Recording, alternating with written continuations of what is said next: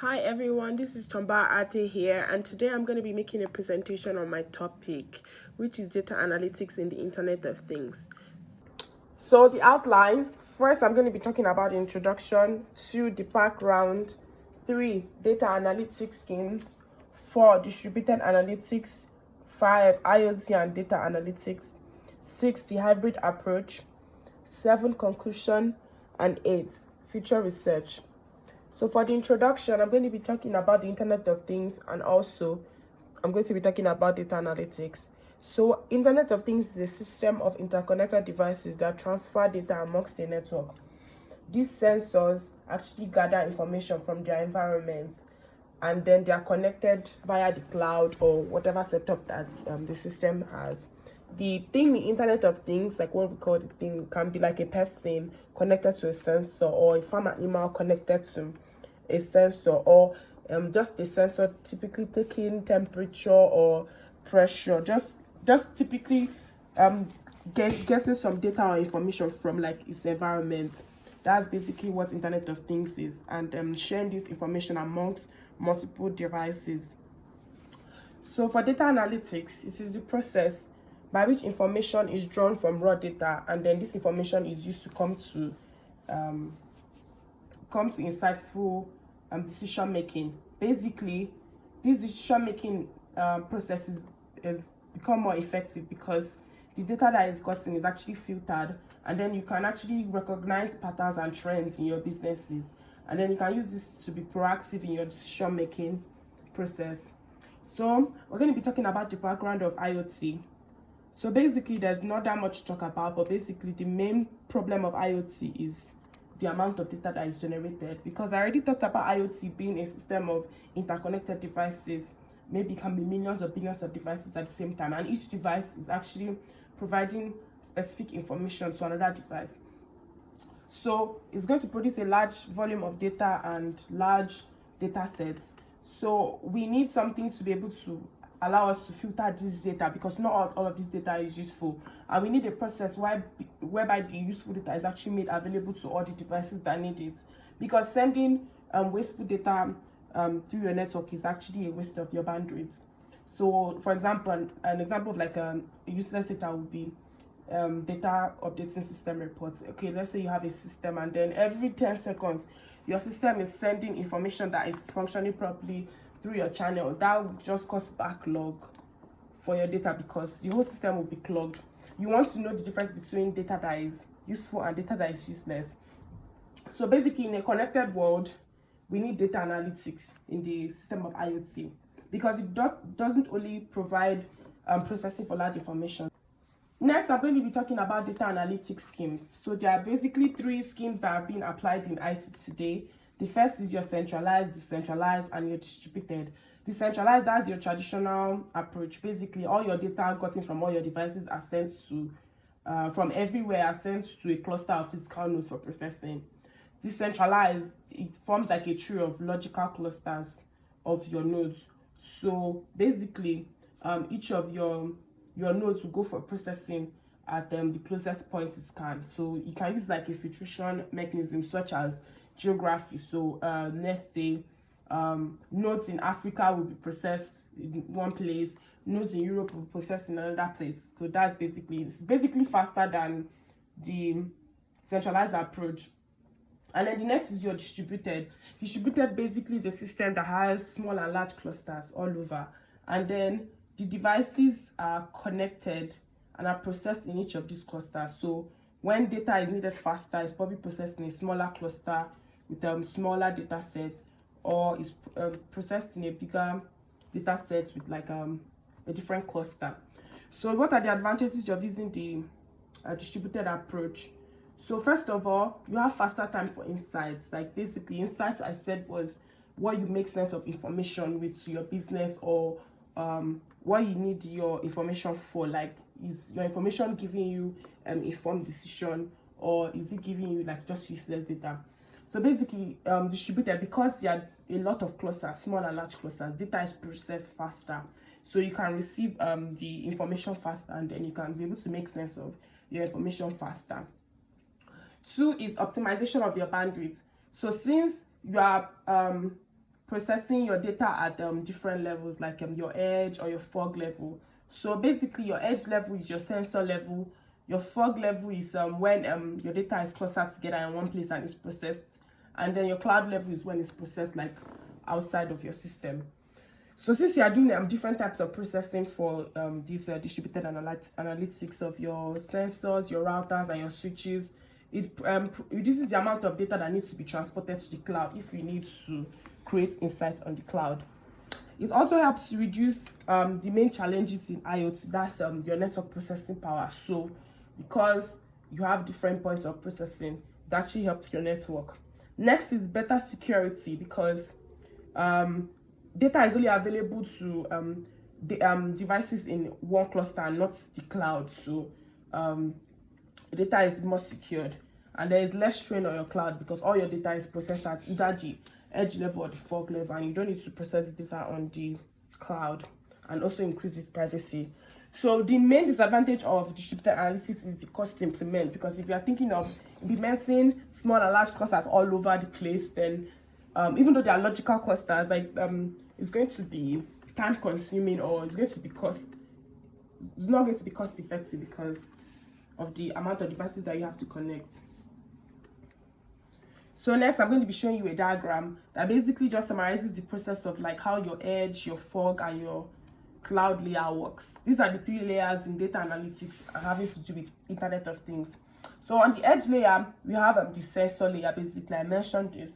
So examples of your sensor are your pressure sensors, temperature sensor, and then this information from these sensors are passed to the broker.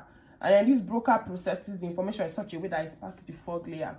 Your fog layer does your streaming analytics, and then it does analytics at a lower level, like from each of these clusters.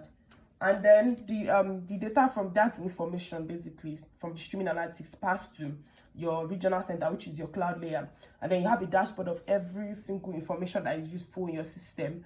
And then you can use a data lake, which is like a storage repository, to store your data, and then you can access this data later on if you want to make useful decisions using like data mining procedures or any other procedures you need to use. So for the edge and fog layer, basically data is processed in real time. And then the cloud, like I mentioned earlier, if you are interested in storing high volume of data or data mining or data warehousing for your business, use the cloud. So I'm going to be talking about applications, real life examples of IoT and distributed analytics. For example, in a smart driving car, that's your autonomous vehicle. For a device such as a smart driving car, is optimized to process large amount of data with a minimal delay. Like you need this data in real time. So that kind of processing will be done at your edge layer, because you need the data like as soon as possible. Like as soon as the sensor is giving it, you need to make sense of that data as soon as possible. For security, it's a field such as security, which needs time critical applications, is dependent on your triggers of your edge layer, or your for example, let's say you put like a sensor that when you step on, it's supposed to alert somebody that maybe an uninvited, unauthorized user has access to like a place. So that edge layer really works fast, because as soon as your sensor is activated, like your motion detector sensor or your pressure sensor, it alerts another device or another system that this has happened. So that can happen at your edge layer. For example, facial recognition software for like tracking criminals, to analyze their faces and attributes in real time. So let's say the NYPD is trying to track some criminals, and they're at the airport trying to board a plane, or maybe at a shipping yard, and then a security camera catches their face, their facial recognition. It has like 100% match on the system, and probably if they don't catch them immediately, they're probably going to be gone. So that kind of thing, you need to alert the system like as soon as possible, like in real time, so that the authorities can act on that information. And also, IoT can be applied in remote areas, such as like rural areas that don't have connections to the cloud. And basically, implementing that would be like really, really expensive. Implementing cloud storage for your remote areas. So, and these remote areas may even have like slow or bad internet in the first place. So it would be easier for you to process this information locally at your edge or your fog layer. and agriculture, which is also one of the biggest applications of IoT in everyday life. Like I mentioned about the sensors taking pressure, temperature. You can also have the a sensor for sensing soil moisture, or a sensor for sensing sunlight, and they're both analyzed in such a way that it can give you insightful information about your plants. Or maybe a day when it rains more, you realize that after a while your plants grew faster, so you can use to analyze the data of how much water your plants soaked up, which allow them to grow faster. So basically this sensor data is actually like applied in such a way that it gives you like useful information, or it can allow you to do decision making.